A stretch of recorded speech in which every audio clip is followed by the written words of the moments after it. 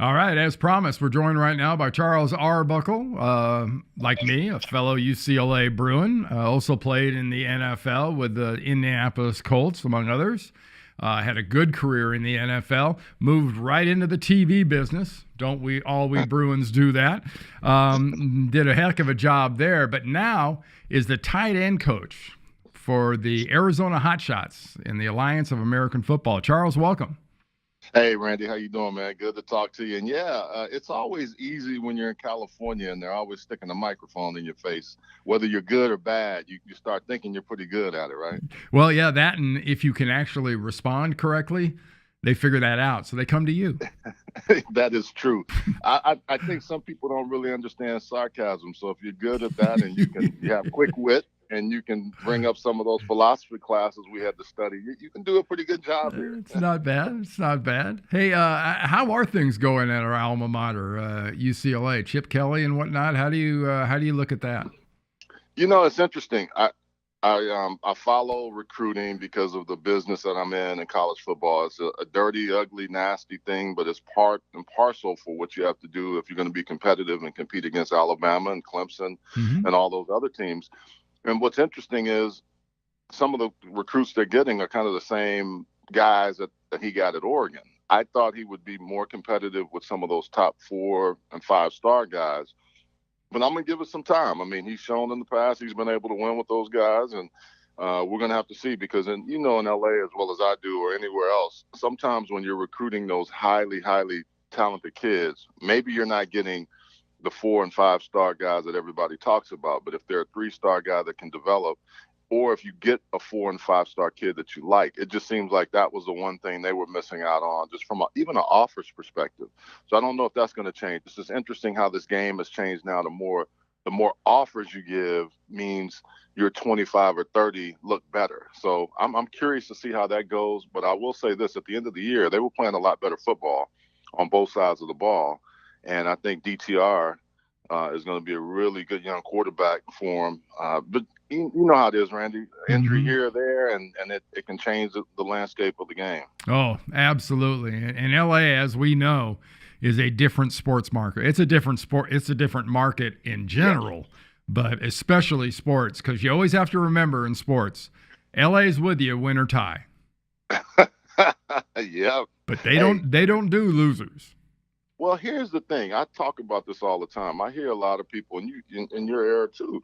We were pretty good my 4 years there. On the back end, we weren't. We lost Troy, but for 2 years, we were the talk of the town along with SC. It was a lot of Troy Aikman with Rodney Pete. And that Mm-hmm. town, we had a lot of folks behind us at the time, too. That's why I think so. And then after that, they got on a run where they beat SC about 9 years in a row. And I think all we hear now is how good SC is, or how good Washington is now, how good some of these other schools. UCLA has the propensity. I just don't know all the time are we committed to football the way you have to be nowadays in order to compete. And that's what we're going to find out. They put the money behind Chip. They gave him the resources. Now let's go and do that at that next level. If you're not going to play with the big boys, you better get out of it. And I think the Pac-12 is struggling with that a little bit now, having lived on the East Coast a lot longer, Yeah. but really following football all over the country. Hey, how do you look at the state of college football in general? Is it as healthy? Would you tell people it's as healthy as it appears from the outside? It's healthy for about 10 or 15 teams every year. I mean, if you want to, let's just call it what we can. Every year Yeah. we can look at 10, maybe 12, and then some years you can say 15 have maybe a shot. But when you only have 4 teams that are playing for that vaunted cup, you're eliminating a lot of folks, and I think that's the part when we made this Alabama Clemson kind of deal because those are the teams that have really committed to playing in that sandbox consistently. Now there are other teams every year. There's some, we can say Ohio State is always in the mix. We can say, other teams now are popping in there, but I really feel like it's a 10 team kind of situation every year, and it has made it where there's the haves and the have-nots. And Mm-hmm. I don't know if that's going to change. I don't know if that's going to change because we've already talked about going to 60, 65 teams breaking away and being a whole separate conference. So it's going to be interesting over the next few years to see how that we might be looking at the have mores and the have less.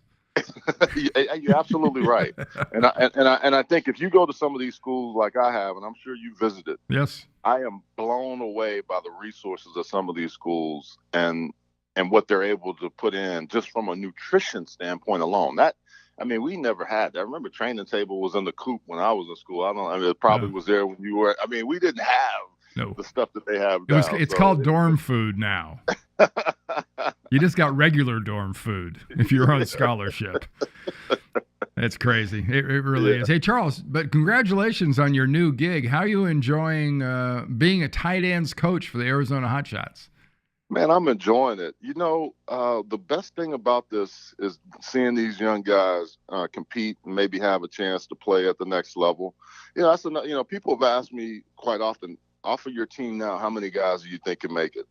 I really feel like at any given time, with the way the rosters are moving, 5 to 10, maybe 15 of these guys could make it. It's just about being at the right place at the right time, having coaches that believe in you and are going to give you an opportunity. But the best thing I've seen so far, Randy, is that they're getting a chance to be themselves. They're not a look guy.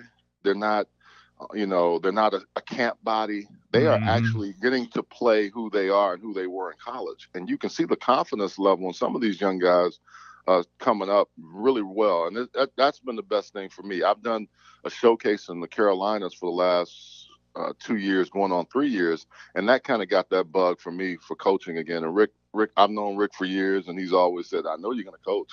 And finally he called me, and I said, okay, let's do it. So you guys are now 2-1, right? Yes. Tough loss up in it's tough loss in Salt Lake City. We didn't play well. They played well on defense, made some adjustments to us from the first game, and it was tied 9-9 at halftime. We threw a pick. They took that back, not for a score, but just we really got behind the 8 ball in the second half. And that's how this game is. You cannot hurt yourself, and we did this past weekend. Hey, in the intro part of this podcast, I ran a little graphic on the event we're involved in. Tell the folks a little bit about this UCLA football alumni Italy trip. Well, I've gone to Italy before, and I want to go back. And so I got a call from an organization that said, hey, we are able to put together trips. And then when you do this, the proceeds go to, the charity of or the foundation that you want to sponsor. So I wanted to do it for Brigant's Brigade, OJ Brigant's, who I've known for years. We grew up together. But the big part about it is being able to go spend time with other fellow football guys and alums from the school and just play golf, wine taste.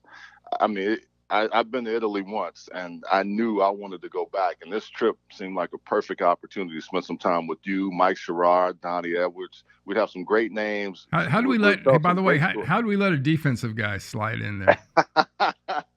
Well, they probably said, well, we got to get 3 offense, 1 defense. But whoever it is, we got. And the thing about it, Randy, I like how they pick guys from different eras to bring us all together. And I've told folks, you got to sign up for it because we're going to have a great time. I'm not a great golfer, but I play. Yeah. But I would love to be over there playing golf in Italy and then having those wine tastings with other folks and just getting to know people. And I think that's the one thing, from our especially fellow Bruins. That would be the funnest part about this.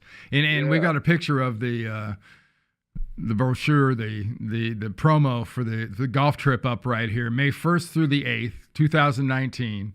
And it's Donnie Edwards, Mike Sherrard, myself, Charles Arbuckle, great charities. You can't beat it. I'll be honest, I'm obviously the old guy on that picture because mine's the only one in black and white. They didn't have any color photo action shots back then. But that should be good. And I would really encourage everyone to check that out.